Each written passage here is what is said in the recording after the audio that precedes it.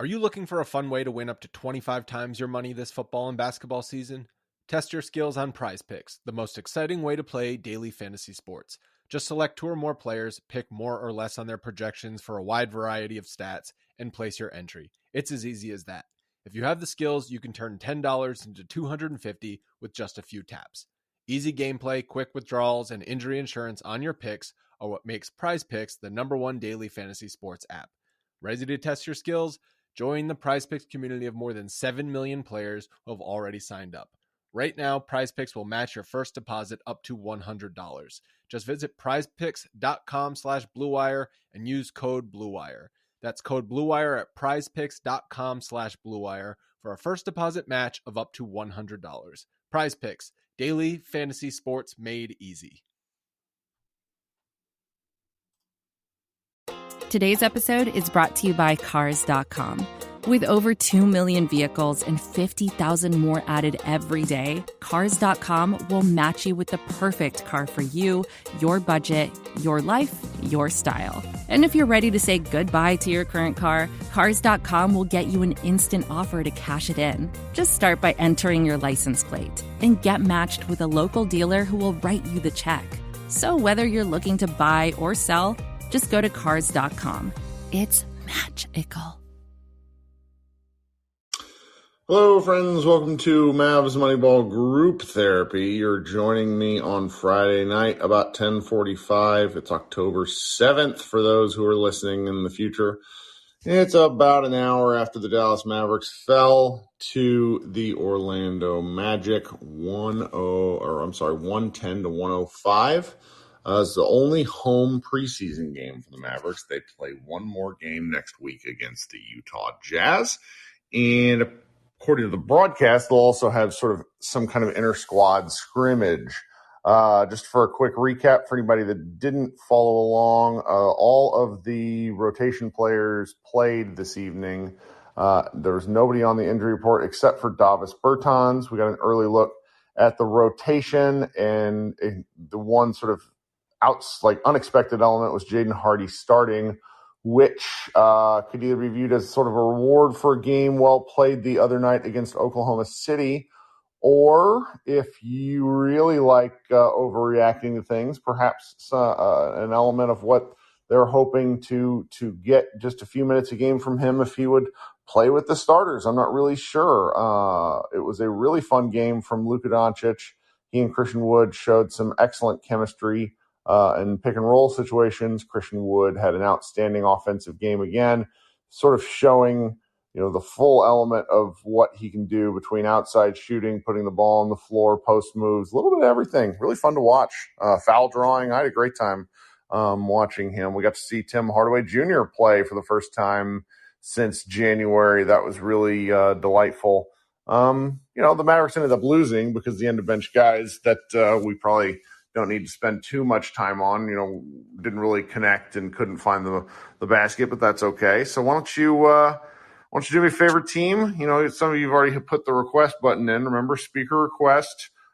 Be watching your name when you're talking. If there's no light up around your name, that means we can't hear you. We'll come up here. We'll get some takes off, overreactions, underreactions, anything you guys want. Let's try to get in and out of here within like 45 minutes because I'm tired. And we got a long season ahead. All right, coming up first is my man Chris. Chris, were you at this game tonight? Oh no, I'm actually going to the Grizzlies game. That's right. Yeah. You told me this. Excellent. So I live like 4 hours away. Were from you Dallas, able to watch this on Bally? Oh yeah. Watched it on Bally Sports, and just thank God we have Mark Folwell, because that other guy was like, it just shows us like, oh man, Mark Folwell's the GOAT. The other guy was just like sucking up to Derek Harper the whole night. Well, I'm a sassy man, as all of you know, and I'm occasionally mean. I will say that doing play-by-play strikes me as incredibly difficult. So, and particularly on a preseason game where it's just, you got to talk about stuff. You got to keep the conversation going when the game is flowing. So, I understand why you felt that way, but I'll just say I'm glad I don't have to do it. Yeah, I actually met Mark Folwell. It was because I went to the Game 3 Golden State Warriors series. That was I've seen thousands of Mavs games, hear his broadcast, and I actually just ran into him right after the game. Felt weird getting a selfie, but it's like I met him, Jessica Wade, and Devin Harris around on this playoff. So it was kind of cool seeing all these guys that, especially Devin Harris, because he actually played for the Mavs. So that was pretty cool. But going to this game, I'm getting at this game. Yeah, so Luka's awesome as always. Christian Wood. Oh, okay, so sixth man of the year here, 2023. I'm calling it, man. If he can stay healthy, I'm really excited about Christian Wood. You think they're going to be able to keep him in the six-man role? I don't think they're going to be able to keep doing it. I don't think so. I don't know, man. He's showed tonight just from one preseason game. I don't know. Yeah. But, I mean, with Luka going on the bench, I mean, he's not going to be out that much. But I think maybe Christian Wood's a spark off the bench, but he's not a guard. So I don't know. But he can hit threes. I'm excited. I mean, he might be their third best ball handler. There was that move that he did from the left corner. It was in the third quarter. And it was just a beautiful basketball move. And not many guys in the Mavericks can do like execute that level of ball handling.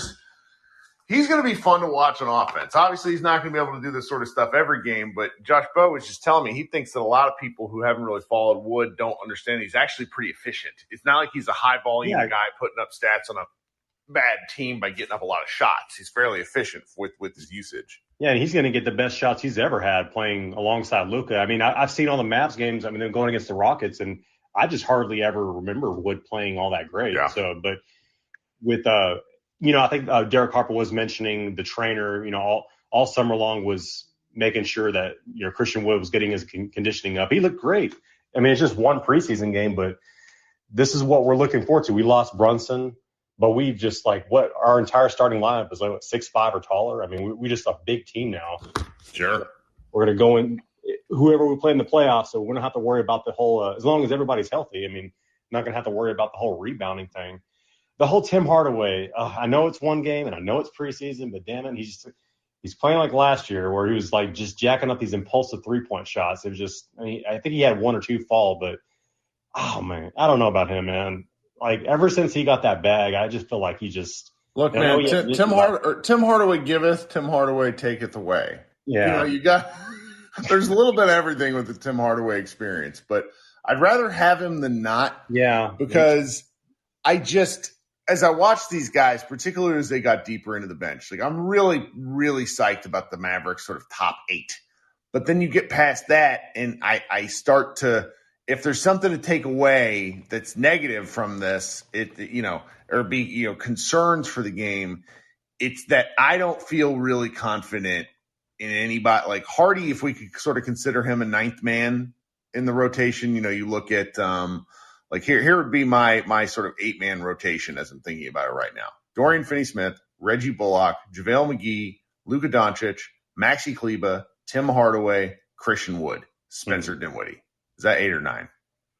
I might have listed 8. I might have listed 9. So I wouldn't count it. No, that's 8. No, that's 8 right there. Jaden Hardy would be 9th.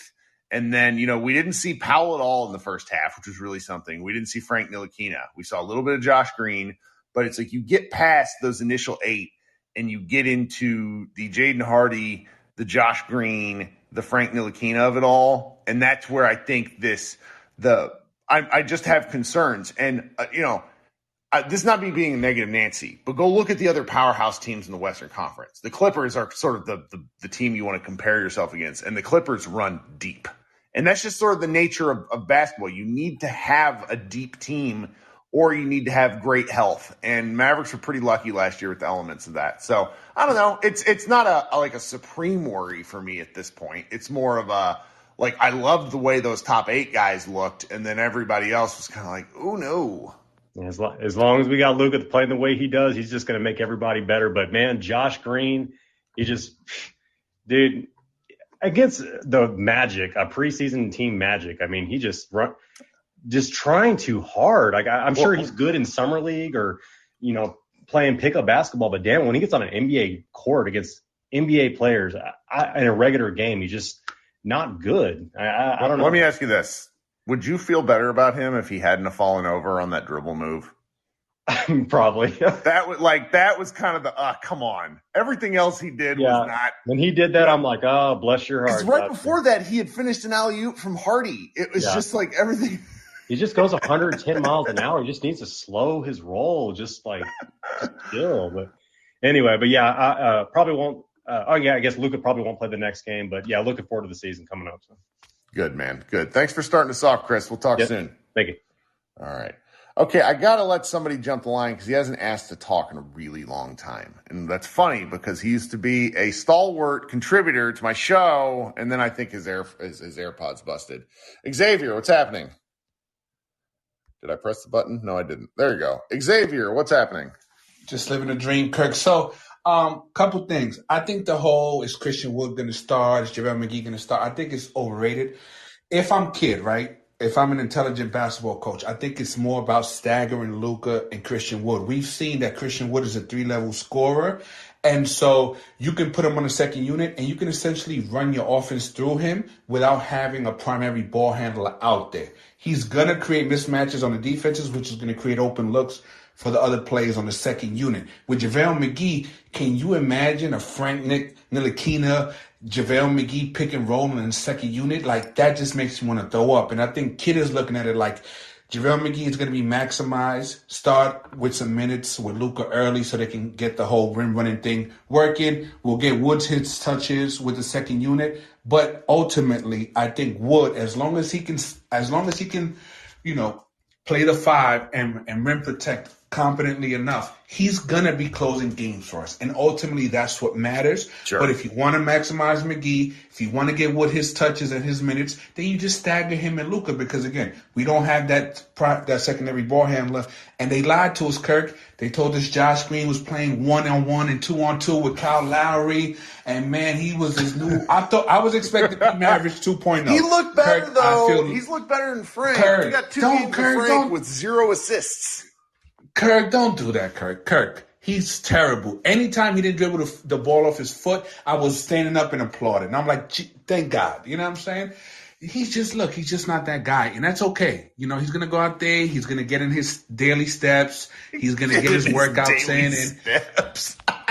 That's what he's out there for. He's out there to do cardio and hit his 10,000 steps a day. And God bless him for that. But as far as contributing to a meaningful basketball team, he's just not there yet.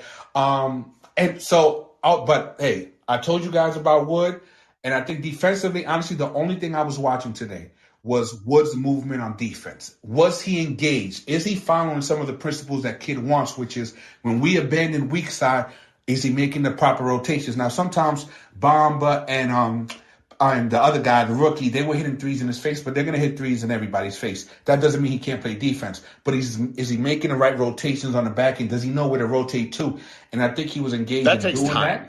And that was encouraging. He'll get better at that. But at least he wasn't just out there just wandering like a chicken without a head. All his movements were with purpose. And ultimately that shows that he's bought into the defensive system, which is going to allow him to close games for us. And that's the key to our season right there. And so that was encouraging. And that's what I'm going to continue to track to early in the regular season. But don't pay any attention to whether or not he starts.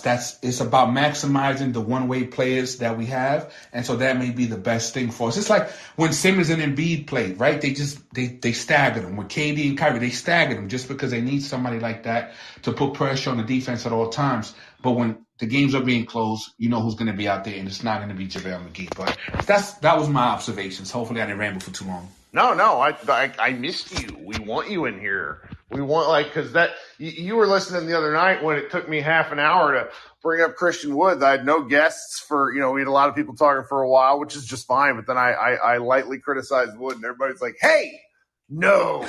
And see that we need that sort of spice in here. It's fun. Well, thanks for joining us, buddy. Appreciate you, Kirk. All right, let's see who's coming up next. Who did I have here? We had an order. Brandon, how you doing? Hey, Kirk. What's going on? Well, just to because the whole Christian Wood on defense, that's kind of what I wanted to initially talk about. So I won't spend much on it. But he looked active. He looked engaged. He just looked better. The vibes were better with Christian Wood. So I think we'll probably have a season-long vibe check with him. I hope it's not the Kristaps Porzingis situation where I have to get my offense going before I start playing defense. I hope it's, just brings the energy full time. But I got to say, I don't agree with Xavier a ton, aside from Spencer Dinwiddie. And I actually do agree that staggering Luka and Wood is kind of better for our offense, especially if we can bring Spencer off the bench too, because I think I heard a long time ago that you want your big to kind of match with your whatever type of guard you have. So if Luka, he matches with a rim rolling big really well, Spencer is the one who wants to drive and get to the rim, so a big who spaces the floor more. Kind of like Maxey or Christian can fit a little bit better with him. So I think that could really help our bench units, of course. So our offense doesn't look like crap whenever Luke is out. And that would kind of point us back to what you talked about with Jaden Hardy. If the first 20, 25 games, like he's gonna be a rookie. He's gonna dribble the ball off his foot. He's gonna get stripped. It's going to be bad at times. I'm just curious to see if he's going to be able to grow and develop enough to where mid-season, end of season, as they make their playoff push, to see if he can be a valuable contributor, maybe 15 minutes a game, kind of like the Dwight Powell role last year. Yeah, I honest to goodness do not know. I would love to see it in that I like watching guys that I don't have firm opinions on, particularly early in the season. And I've watched Hardy a number of times. I see a lot of room for growth, but I don't know what the learning curve is and what expectations are from the Mavericks. And like I wrote in the Josh Green preview I did, giving the Mavericks anything at a certain point becomes a bonus. And so the Hardy stuff is really going to be interesting for me, and I'm probably really going to be rooting for that just because I think like right now, I mainly see him as like a catch and shoot, one dribble guy. If he dribbles the ball anything other than a straight line, I'm a little worried. He doesn't see like second defenders very well. But again, he only had one turnover tonight in 20 minutes, but he also got 10 shots up in 20 minutes. So, he'll be a fun guy to overreact to because he's still got a lot, he's a little bit older, he's only 1 year younger than Green. But he's still got a lot of learning to do. He's also got a lot of like filling out to do. Frankly, I think he's got a really good frame, good athletic guy. I don't know. I'm a really enjoy the Hardy experience because it'll probably come with some ups and downs. But what would be really fun is if he actually played some minutes, because I've sort of come into this situation coming into the year, after talking to people during summer league, where it felt like he might spend a lot of time at the G League. And if that's not the case, that could be fun. For sure. I was expecting kind of like maybe he plays like 500 minutes the entire season. So hopefully more than that. But before I get out of here, you mentioned experience. The experience I can't wait for, I am dreading and am excited for is the JaVale McGee experience, like full spectrum. He had the like almost Giannis-like play, and then he had the ugliest looking free throws, and then he had the goaltending that, it was goaltending, so that sucks, but also last year I don't think there's anybody who could on our team that could even come close to making that play. He had the three-pointer attempt from the corner. He was so gassed by the end of that 6 minutes. Either he was loafing or he was gassed, and I tend to believe it's the latter just because he does have asthma, and he really has always been like a short burst guy, like 5 to 6 minutes, which is just fine. You play him 5 to 6 minutes, rotate him out. He plays 17 minutes a game. That's great. Oh, absolutely. Yeah, no, he is not a 25, 30-minute a game guy, but I can already tell he's going to drive me absolutely nuts, but also he's going to have moments that I'm going to absolutely love him. Sure. So I am here for that experience. All right, Brandon. Well, thanks for joining us tonight. Absolutely. All right, we'll talk soon. All right, coming up next, who do I have in order here? Let's go with Ishan. How you doing, Ishan? How much of the game did you catch from across the world? I just watched the second half, which is quite sad because it's a preseason game. And I'll be fully honest, I didn't see the entire fourth quarter. That's the issue with preseason games sometimes. And Like if I wake up at 8 a.m., I usually I've already woken up a little late for the game. So it's just like show the respect, just tune in, see what's happening. I saw Dwight Powell on the court. I'm like, damn, maybe made a mistake. But nonetheless, I've just been catching up on the game all morning. And I'm so sad that people are telling me that Frank Ntilikina had a bad game. I have really high hopes for Frank. And I hope he can bounce back. Tyler Dorsey stinking it up does not surprise me at all.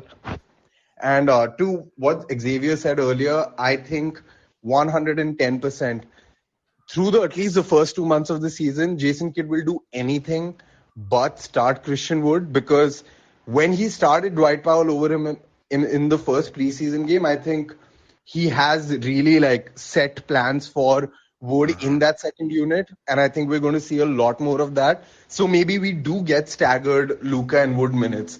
As long as they're all on the fourth quarter at the end, it's I think it'll be fine, relatively speaking. McGee is not in the position to play big minutes anyway. Like, he's too old for that. Maybe he gets over 25 minutes. But even that, I'm not too sold on. Christian Wood's going to be fine in this team. He's looking good. I think over time, Sean Sweeney will get him playing at least passable defense, because then it's just pointless for him to be in the situation that he's in on the Mavs.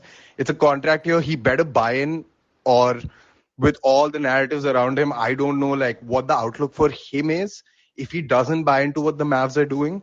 And if he is the issue that, sort of limits us, he's already looking like a great offensive prospect. I think if we can get him playing consistent defense, the Mavs are in a great spot. We have more depth than I think we were giving ourselves credit for. I don't think we do. I really don't think we do. I do. I think for the regular season, I think we're perfectly fine, especially considering what we were achieving last year with the depth we had last year. Marquise Chris, when healthy, was getting regular minutes. We all, as a fan base, collectively were ripping our hair out whenever Trey Burke got any minutes on the floor. So I think for the regular season, there are a lot of good pieces to work with. You can go 11 deep if you want to, 12 deep if you want to. And for the regular season, that's fine. And we know that with Jason Kidd, with what we saw last year, there are going to be pains. But I think if he can figure it out like last year, by the time the playoffs come, I think we can have a great roster. But they need to fit into the system together. It happened last year. I'm curious how some of this stuff shakes itself out in the wash, so to speak, because the Christian Wood figuring out rotations comes with commitment to it and time. The Dallas defense really didn't start working until January 15th, maybe a little earlier than that, kind of maybe late December. And then it worked really well for about 45 days. And then everything started to kind of come apart at the seams again. Only the Dallas offense at that point had picked itself up to where it was really looking good. And that just happens over the course of the season. Things wax and wane, and there's elements of what can go on. I just sort of you think we have pretty good depth, and I hear what you're saying, because the Mavericks really did play 8 guys a ton down the stretch. But I find myself wanting more depth than I'm comfortable with, and maybe I'll change my tune on that. We had somebody in the chat say, hey, we had 3 ball handlers last year that worked out pretty well. And I agree with that. I think that the options are Luka has a 45% usage rate when he's on the floor. And then Wood and maybe Woods, Luka and Dinwiddie spend as much time on the floor apart from one another, that sort of usage and rotation. I'm not sure. I mean, I saw a lot of positive stuff tonight with the guys that I'm really confident in. And then I saw a bunch of stuff that really concerns me about guys that I'm not confident in. The Frank Ntilikina experience is so confusing. He hit a baseline jumper after pumping and stepping into a dribble, a tough 17-footer. And then 2 plays later, missed an air ball 3 from the top of the key, off to the left by a foot and a half. What is happening? It's tough. But again, preseason, I don't want to be unhappy about anything. It's just weird. I'm only unhappy about Tyler Dorsey. That's all. I'm just salty about it. I still can't justify from any perspective why that was the move we made. be it a two-way, be it a roster spot, I don't know, whatever. There was so many other like routes you could have gotten instead of like getting another, like a player that we already have 3 of on the roster, like that skill set. I don't know what he brings. So like, okay, like I hope like he has like a regular season game where he goes off for 16 and we're like, wow, we doubted you. You might be an NBA player. If that happens, I'll be happily proven wrong. And like, cool, Tyler Dorsey is possible. I'm not even going to say good. He's possible because I don't think he's possible right now. But let's see again. He's second skinny. game of preseason. He's smallish. Like he's listed at 6'5". Completely unrelated, but this just people told me he might be like forward depth. No. Like I've seen that discourse. I was like, a scarecrow. Yeah. Anyway, well, thanks for joining us, man. You got anything else? No, I'm just happy. I think this is the first time I've come into a Spotify Live since the season ended. Yeah, I didn't do as many over the summer because it's like it becomes one of these things when there's less basketball to talk about that I only get myself in trouble. So thank you for joining. I hope you have a good rest of your day. Yes, thank you. You too. Have a great evening. All right. Cool technology. Talking to somebody from across the planet. Love to see it. Adam, what's up, man? It's been a long time. How you doing? Long time, yeah. Hope you're having a good evening here. A couple of thoughts. I'm a Rockets fan, as I think you know. Good game from your guy tonight. Second year guard. What's his name? Your number 1 overall pick last year. I'm losing my mind. Yeah. I want to talk about Christian Wood, though. That's fine. Go ahead. The Christian Wood experience. Thank you, Manny. Jalen Green. I'm losing my mind. Yeah. He's 7 of 16 tonight, but yeah, I like the team so far. What I've seen with Christian Wood, he strikes me as like an only child. Like when you have brothers and sisters, you're naturally competitive. You're a little bit more competitive, right? There's only so much food. You got to get the dinner table. One of the first few kids.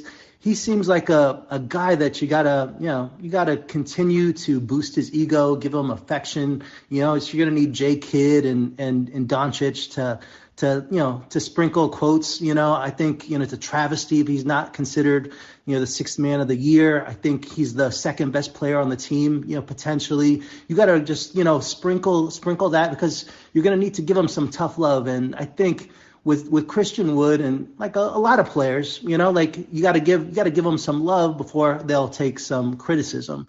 And that criticism, I think from at least last year, it's got to come from somebody he respects. And I think ideally it's got to be from Doncic. So, when he's missing defensive rotations, that's where Doncic can yell at him. And can he though? Because Luka's also missing defensive rotations.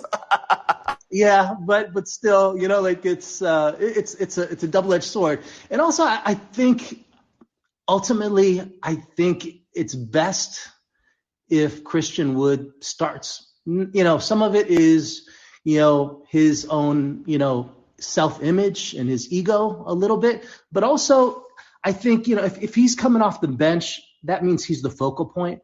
And on offense, there's not a lot of concern that I have with Christian Wood. I think against the bottom third teams of the league, he's going to average 20 and 10. Against the middle third of the league, he's going to be pretty disappointing.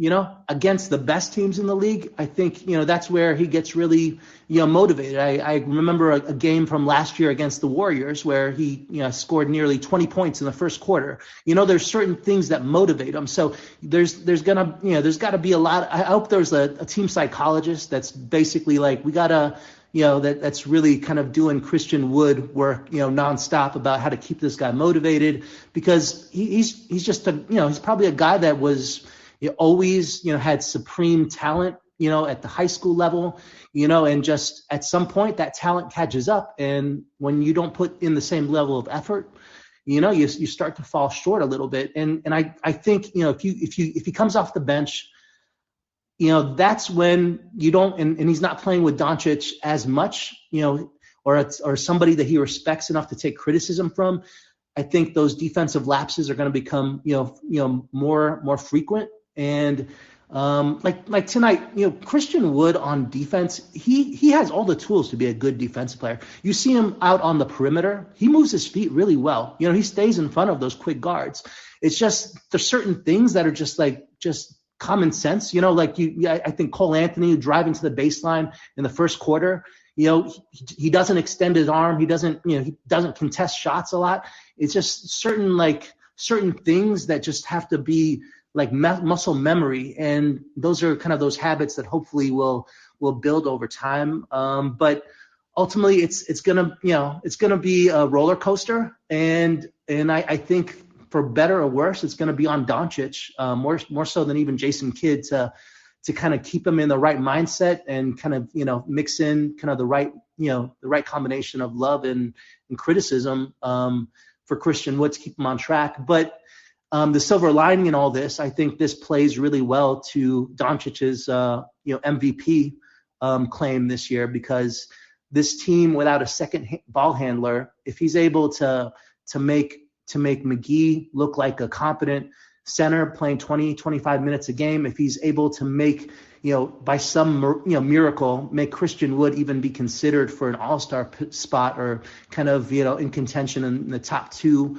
for sixth man of the year, and this team wins 50 games, I think it's hard not to vote him, MVP this year. And one last thought. I apologize for kind of speaking so much on this. This is great. I feel like the last 2 months of draft talk has just been it feels like it's all for nothing, right? Like it's everybody's gung ho about Chet Holmgren and Banchero, but ultimately it seems like Chet Holmgren to me is like an Atari, and Victor Wembanyama, he's like a PlayStation 6. He's like a PlayStation 6. He hasn't even been released, It's so painful because it's I've been paying attention to this draft for quite some time because a couple of guys I play video games with regularly are hugely into the draft. And there's 7 dudes in this draft who would all go number 1 in last year's draft. All of them. And Banchero's a really fascinating. He's huge. And all those guys are better. Some of the dude at Arkansas, the Thompson twins, Scoot, Victor Wembanyama. It's kind of insane. And we were laughing about this in our Mavs Moneyball group chat, that it just feels prophetic that Scoot and Wembanyama will somehow come to the Western, to the Southwest Division, like the Rockets and the Spurs, and just have 6 of the last 8 best prospects of the last decade all be in one division. It would make me very upset. Yeah, Holmgren and Banchero especially, we didn't feel this way before, but they're just so prototypical. They're fine, right? They're dudes. Exactly. I'm a little bit more positive. Maybe I'm biased with Jabari Smith because his shooting has come back, at least in these first 2 preseason games. But if he's an elite shooter, if he's a 6'10" Klay Thompson, that's amazing, right? That's his peak, right? Hopefully, but I'll leave it there. And thanks for kind of taking my feedback. No, of course. Thanks for coming up, Adam. Always appreciate you. All right, coming up next, then we have a couple more folks. Let's fly through them. Krishna, what's up? Hey, Kirk. I finally actually watched. Yeah, this much game. better game to watch. I watched 2/3 of it. I watched the fourth quarter, but I don't actually know what I watched. I agree with you. You said you feel confident about the 8 players. Obviously, Luka is going to be Luka. Christian Wood was fine on offense. He doesn't know defensive rotations, which is to be expected. Josh Green, again, it's the same thing. I feel like we're always in Groundhog Day with all the players we have, where we say oh, Josh Green will make mistakes. He needs confidence. Jaden Hardy has form. He needs to learn how to apply everything in the basketball situation. And Frank Ntilikina is a flash in the pan with defense more often than not. And it's very Groundhog Day-ish with this team. And I kind of feel like this I don't even know how to feel about the season anymore because it feels very roller coaster-ish where we go You mean up heading and in down. right now? Yeah, because, one moment you're so high and then the next moment you're thinking, well, what is this team even going to do? Well, in let some me ways? offer some perspective then. Here's the thing. Because I feel very confident in their starters and in their initial rotation guys, I think the Mavericks have a very high floor. I don't know what their ceiling is. Okay? There's a few people in the chat that probably think that the Mavericks are going to win a shit ton of games. I certainly think that's within the range of possibilities. But with somebody like Green, for example, it is best for the Mavericks to get for Green's contributions to be a bonus than for them to need Green. I don't think they need Green right now. I think they will need Green. And that's a matter of can that work itself out over the course of the year? I agree with you. I completely agree with you because you, like you said, like the top 8 guys, you have confidence in the top 8 that they will perform to a certain level and extent, not just in the regular season, but the playoffs. Like I feel confident we'll make the playoffs. That's not Absolutely the questioning here. Yeah. The questioning is like, okay, where are you going to be in the playoffs? Because that's always going to be up in the air. Like you can be a really good team and just like you can still not do great in the seedings because of a really bad stretch or injuries. Like you just don't know. But like you're saying, you don't know what the ceiling is, and I think it's so funny like hearing some of these takes. Not that like I think some of them were interesting. I'll put it like that. But Josh and Hardy and even like Tyler Dorsey, you don't want them to be people you rely on, like you're saying. No, but like it'd be nice to find some money. Brent Brooks, one of our Mavs Moneyball contributors, he's coming up maybe after you. I'm not sure what the order is. But he keeps talking to me about like finding change in the couch cushions. And it'd be nice if the Mavs did that. They used to do, Maxi Klebo was that. Dorian Finney-Smith was that. They've not found something like that in some time. And okay, like for all the hate that guys like Dwight Powell gets or like Jay Crowder, like neither of them, like when Jay Crowder was here, like neither of them were anything when they were initially on the Mavericks. Like Dwight Powell, like how many people realize he's the longest tenured Maverick on this team? Like he came with the building. He's been with the franchise since 1980. Exactly. Like he's been there for so long, or like before Jay Crowder like actually became a somewhat okay NBA player for most of the time. Like he was not very good with the Mavericks for a while. Like it's about finding these players and getting something out of them. And the Mavericks, like you said, they didn't do that last season really. Maybe Frank, but Frank is not that. He was very much a utility player for a very specific situation, which you have no idea if you're going to be in again. And that's not necessarily bad, but that's it's like having it's hard to explain. You know what it's like? Frank is like a key, but he is a key for only one door. He's not a universal key. That's it.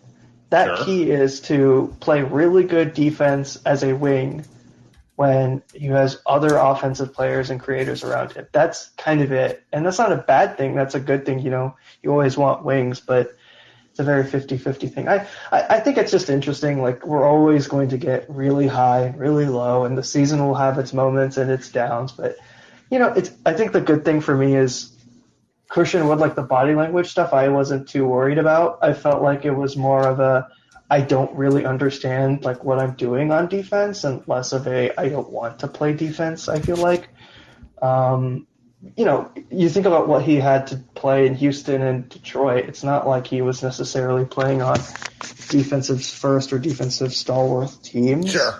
So it makes sense that it's going to take time for him to learn rotations. Though, my expectations for him are not to like come out of like nowhere and block a shot. He's not a rim protector. I think he's just. But the effort, I feel, he's kind of a demonstrative player like Luka, and you can just see it in the man's body language because he's so big and athletic. And when he's not trying, it's really evident. And tonight, he was trying. Of course, it's the same with Luka. Like those guys are so they're so good on offense that whether you want to or not, you're going to focus on them on defense because you don't know if they go on a break or something. You're watching them So when they make mistakes, it's kind of the most evident and in your face. And I feel like there's always a difference between like Josh Green, like the tripping up. It's not like a effort mistake. It's just he's not skilled enough kind of mistake, and there's a difference. But I found the last thing about like Luka. I don't think Luka is going to be a leader like that, like super vocal. I feel like if anyone on the team is like that, it's Dorian. Like Dorian is kind of the only person I can imagine calling anyone out. So I don't know. I'm fine. One preseason game. I guess we're playing all the scrub teams. Like no offense to Orlando and Yeah, the OKC. preseason schedule is weird. It's fine. I mean, then we'll play Phoenix. We'll see how that goes, but it should be good. I mean, hopefully Mavs fans are more excited than not. I mean, we have a pretty solid team. You have a MVP level player and a lot of other really good players. Like we could be the Spurs. Like I hate to say that. You could be the Spurs, where your best player is Keldon Johnson, who I would take Keldon Johnson on this team, but Keldon Johnson would be like the sixth man on this team. So it could be a lot worse. A lot worse. No, I mean, I think we're all ready for the regular season. We just got to kind of go through this slog where it's like we're ready to see basketball. Oh, wait, the basketball's not that good because it's not real basketball. And then, so then we got another 12 days till the season starts. And then we start with a late game, which a 10 p.m.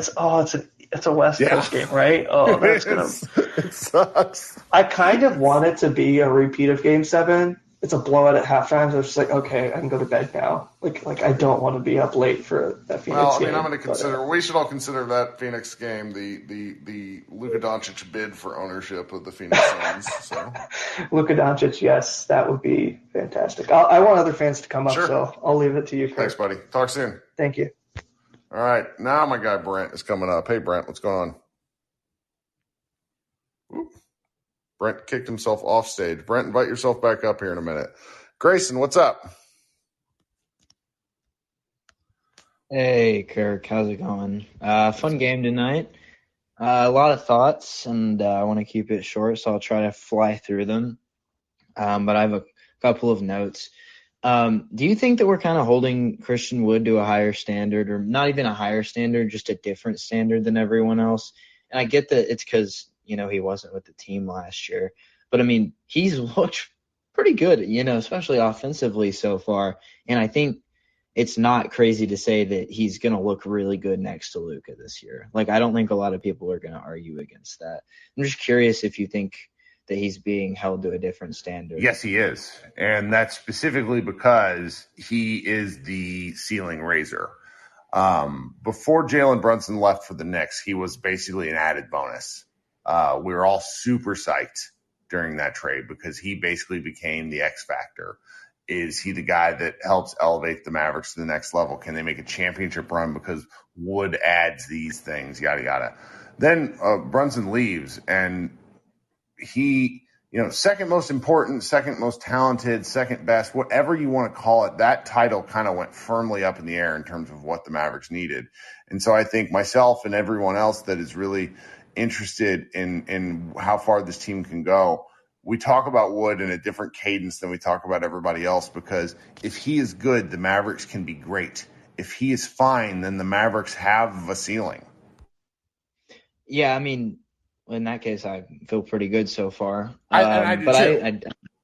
Yeah, I mean, I do agree with that. I think if if Christian comes out and looks like, 20 points, 10 rebounds a night kind of guy, then that's going to be really awesome for us. But I mean, we'll see. It's still really early, and like everyone else has said, it's really going to depend more on his defense than his offense. And I'm still not ready to decide on his defense yet. It does look like he lacks effort sometimes, but like it's still preseason. Yeah, give me 20 games.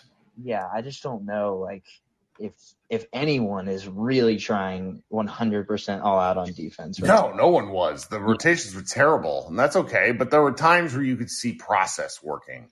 They had a 6-minute stretch in the first quarter where they were forcing tough shots, and that's process. And so much of defense is effort, process, and commitment to a scheme when you don't have like that transcendent defensive player. And I like where the Mavericks are going. Yeah, and that's what an 82-game season is for. They have a lot of time to figure this out before it really matters. But But anyway, I was just looking at our rotation, and this is a really, really deep team, which is not something that I thought was going to be the case when we lost Jalen. But if you look at it, our top 10 guys our top 8 guys are really great. You got Lucas, Spencer, Reggie, Dorian, McGee, Wood, Hardaway, and Maxey as your top 8. And then you have Green, Bertans, and Powell as your 9 through 11 guys. And, I feel pretty good about that. There is obviously the concern of needing another ball handler. And I just don't see how they make it past the trade deadline without doing something about that. They don't need to replace Brunson. I think Spencer is a fine second ball handler. But they do probably need to get someone else in there just because, especially in the regular season, someone's got to eat minutes. So we'll see about that. It doesn't have to happen now, but I think they will do something. Sure. Well, thanks for joining, Grayson. Yeah, of course. I appreciate it, Kirk. All right, we'll talk soon. Okay, coming back up is Brent. Brent, don't kick yourself off stage. There we go. What's up, dude? Cool, man.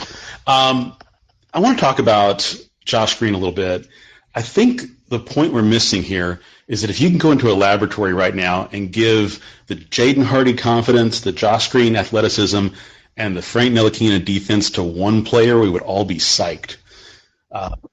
But we've got right now the reason Josh Green is preoccupying some of our minds is not about preseason, certainly, and it's not about the first half of the season. When you get into the stretch the Mavericks got into, especially if we get off to a slow start forced us to play Dorian and Reggie down the stretch far more than we needed to, which you've got to think, as many minutes as they played in the playoffs, impacted the gas tank. We need a functional backup wing that can hang in there defensively and not be such an offensive liability that you can afford to put a Rudy Gobert or whoever your biggest defensive liability is, whether it's the center or whatnot. You can't have the same thing happen a second year in a row, and that's what we're all going into this phase of the Josh Green experiment wondering, is it going to be functional to save Dorian and Reggie's minutes in the spring? I don't know. I mean, I think that you kind of got to divide the season into thirds or halves where or maybe even quarters, because 20 games is kind of the benchmark for a lot of bigger picture statistical stuff, even though it's still really not enough. But if we're talking about, kind of team-based numbers, you need just some time for numbers to normalize. And I think for this team, that principle applies to what they need for rotations, where you got to kind of see how this stuff shakes out. I feel a certain way right now, but I could be wrong because, again, these aren't real games. So I don't know. We're kind of overreacting to maybe I have one friend who always says that sometimes what we do as fans is we create solutions in search of a problem. So maybe the stuff will be okay. So I don't know. Well, we've heard so much about how Green has had a really good offseason, and he looked a little better the other night than he did tonight. I saw that frantic 2021 Josh Green a little more tonight. Yeah. And I think, yeah. The other thing I want to talk about is McGee and who starts and whatnot. Just let's tap the brakes and think about McGee as an ornamental starter in most cases. I mean, I know nobody played a lot of minutes tonight, but he only played 11 minutes. That may be the range we're looking at on a lot of nights, depending on matchups. And the name that nobody's talked about all show long that we're going to see a lot more of is Dwight Powell. We're going to get a lot more Dwight Powell minutes than anybody's been expecting, even after these two acquisitions. Yeah, absolutely. I just don't know. Maybe he'll be used in mop-up minute time, 15 minutes here or there. But what kind of minutes are you thinking, volume-wise? I think more than you expect. I think that McGee's minutes are going to be managed for the reasons you outlined earlier, and I just don't know that we're going to be happy with Wood being the defensive backup 5. It's almost like Wood is a positionless player, and he's so incredible that he's his own entity. There's a role for Dwight Powell off the bench, and I'm not saying that I'm excited about it or I want more Dwight Powell minutes. I'm just thinking we should all expect that that's coming down the pike. Yeah. Yeah, Josh Bowe just described him on the Mavs Moneyball podcast as like the way Thanos describes himself as inevitable. It just made me laugh because it's kind of how this guy finds himself in the lineup.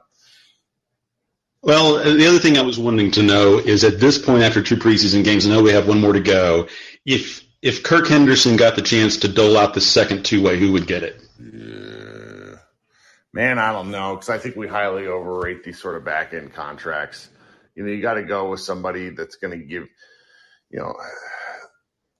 they've not used their developmental tools well the entire time I've been a Maverick fan, outside of bringing guys, when they had Dorian Finney-Smith, Maxi Kleba early in their contracts, we're going to give these guys a ton of minutes.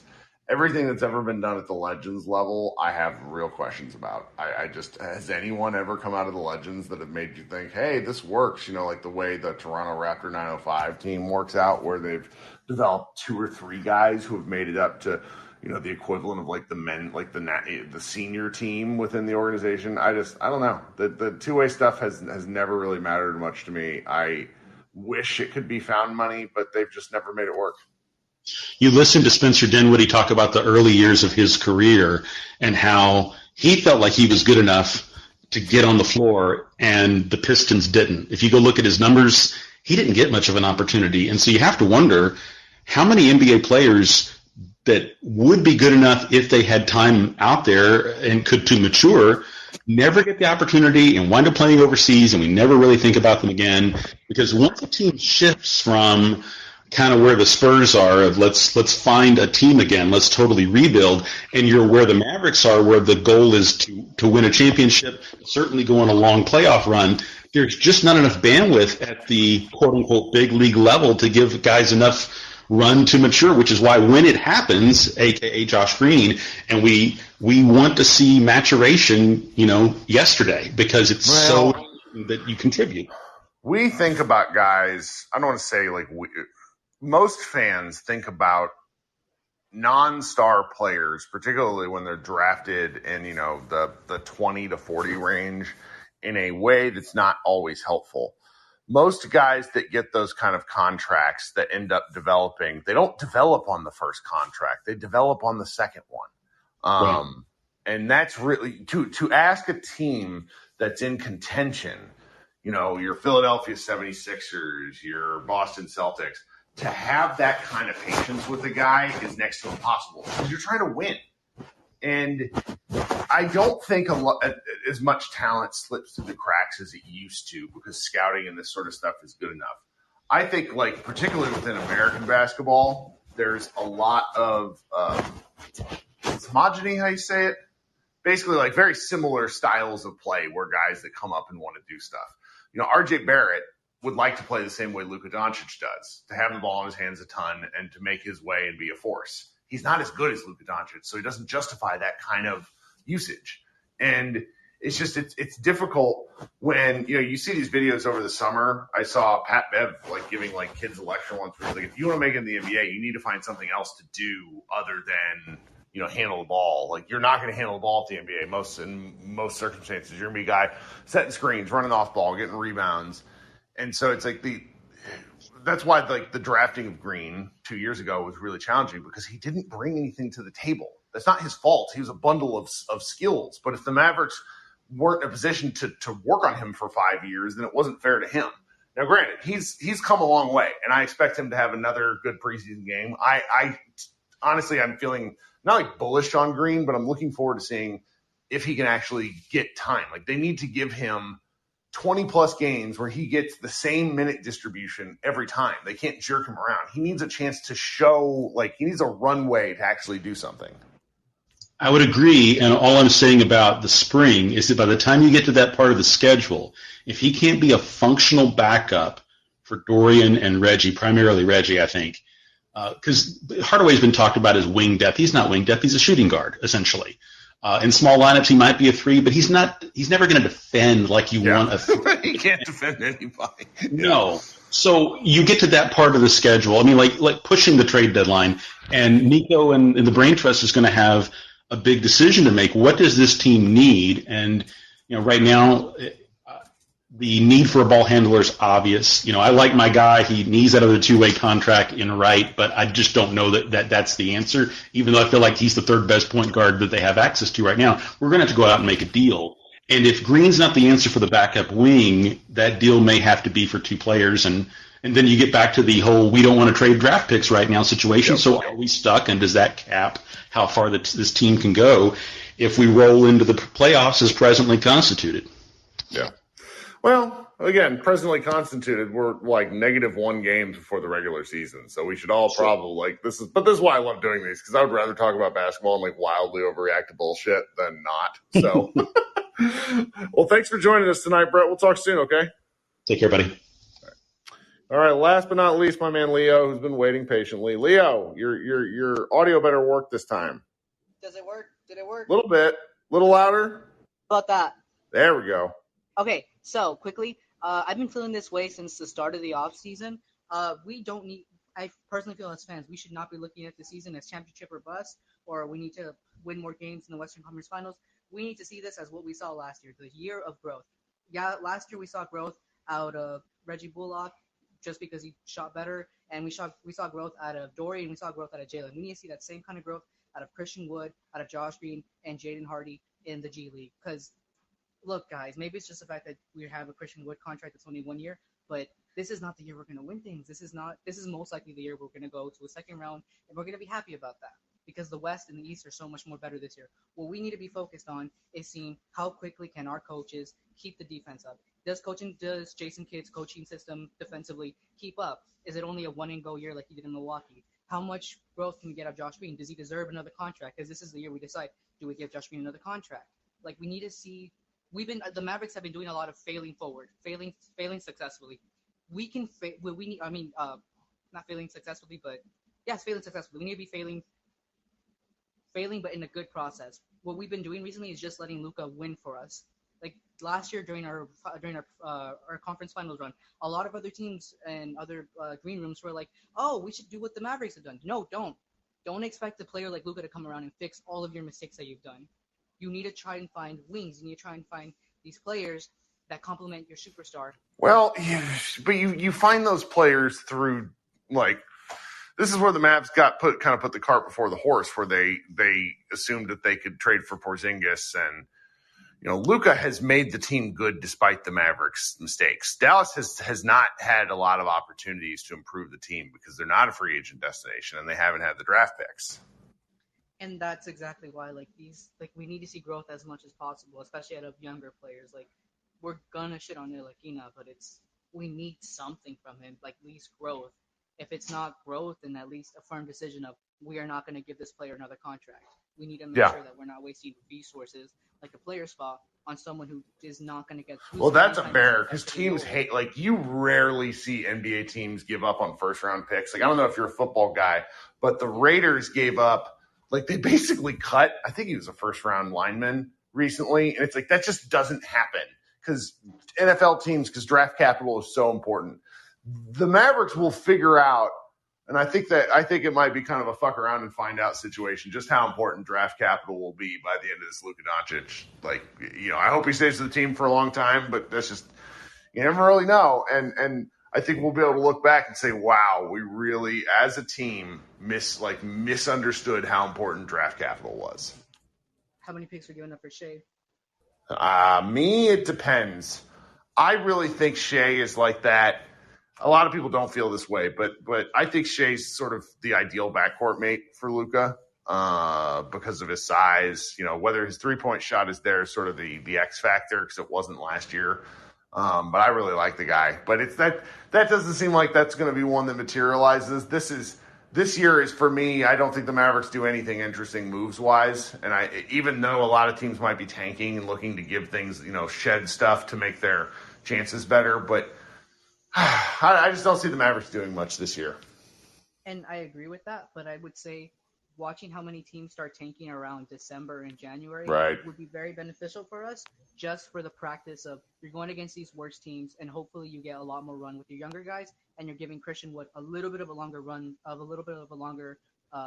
runway before we hit the trade deadline and see what we actually do with him. Thank you for having me. Yeah. All right, Leo. I'm glad you got your words in there. That was an impressive speed run of talking. You're always welcome up here. All right, guys, we're almost to the hour here. I don't see anybody else up. It's preseason. I think we did a wonderful job overanalyzing and overreacting. That's exactly how this ought to go. Because there's no game until Friday. I may host something midweek. I may just wait till next Friday. It's a long time, a long season. We've already done 2. We're hoping to get 100-plus Spotify Lives over the course of the year, because 100-plus basketball games and playoffs and such. So don't want to burn ourselves out here. Got one show in the bank for Monday night with Matt Moore of the Action Network talking over-unders. Looking forward to that. And I'm going to try to interview a few more people before the start of the season just to see what's up. So keep coming to Mavs Moneyball. We have player previews. We have all sorts of things that are worth reading, and some stuff that might not be your favorite, but that's okay. Variety of content, variety of authors. That's the whole point of what we're doing. We are dipping into gambling coverage again this year. It's not legal in Texas, but it's going to be eventually, and we want to be ahead of the curve on that one. All right, this has been Kirk Henderson of Mavs Moneyball. Thank you so much for spending part of your Friday night with me, and I will talk with you during the week.